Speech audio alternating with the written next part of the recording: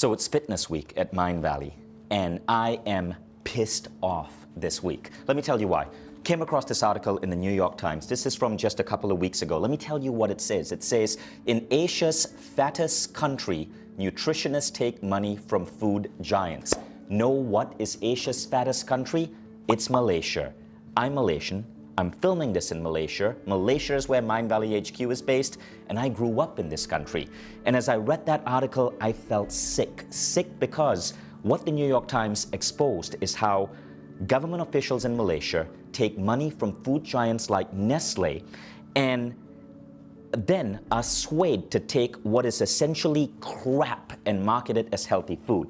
I want to show you something, and some of you in certain parts of Europe might be familiar with this brand from Nestle. It's called MILO. Look at the box. It shows a guy doing taekwondo, which is a martial art. It's very popular in Malaysia. I studied taekwondo as a child. Now the thing is, I was trained as a kid in Malaysia to take 2 to 3 glasses of Milo every single day because of advertising that said this made me better at sports. Then I read that article and I decided, wow, surely Milo can't be that bad. So I looked at the ingredient list. Let me show you something. This is a can of Milo, and everything below this blue line, 40% of this can is nothing but pure sugar. In Malaysia, this is considered healthy. I wouldn't feed Milo to my child as a recreational drink.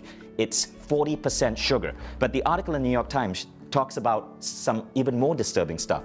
This is Honey Stars, right? Nestle paid the government hundreds of thousands of dollars to advise them on nutrition. As a result, Honey Stars, which is one of the highest sugar content of any cereal, gets a red sticker from the government, from the health body of Malaysia, saying this is a healthy choice product. Again, this is the problem in the world today, guys. Big pharma and food companies are not incentivized to make you feel healthier. They're incentivized to keep you sick. They're incentivized to keep you pumping your body with sugar because sugar makes you hungrier, so you buy more of their poisonous.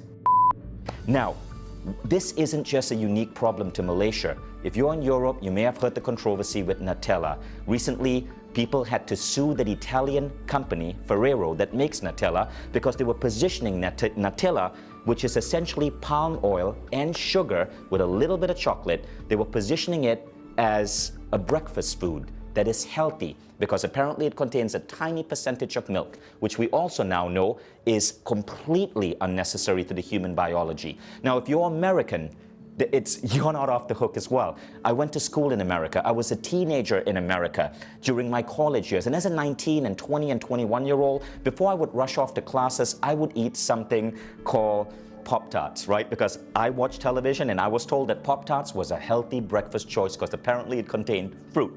Well, what they didn't say is it contained artificial fruit, and Pop-Tart was nothing more than sugar and carbs. But I, as a college kid, thought that this was actually healthy. What we want to do in Mind Valley is help fix that. So this is why this week on Mind Valley, we're releasing my masterclass with Eric Edmeades of WildFit. You see, Eric and I believe that we want to help get rid of this horrible lie. And in this masterclass, we teach you how to rewire your brain to change your relationship with food. Because get this, if you're trying to lose weight, if you're trying to have a healthy BMI, if you're trying to expand your longevity, exercise is great, but 95% of your body shape has to do with the food you eat. But we've been brainwashed and conditioned to spend money on what is essentially poison. Now, let's fix that. We can unbrainwash you to help you eat food that's actually healthier for your body. And I just want to encourage you guys to check out this masterclass. As I was doing research on this week, I just kept getting increasingly disturbed by what I read. Can't wait to see you guys in the program.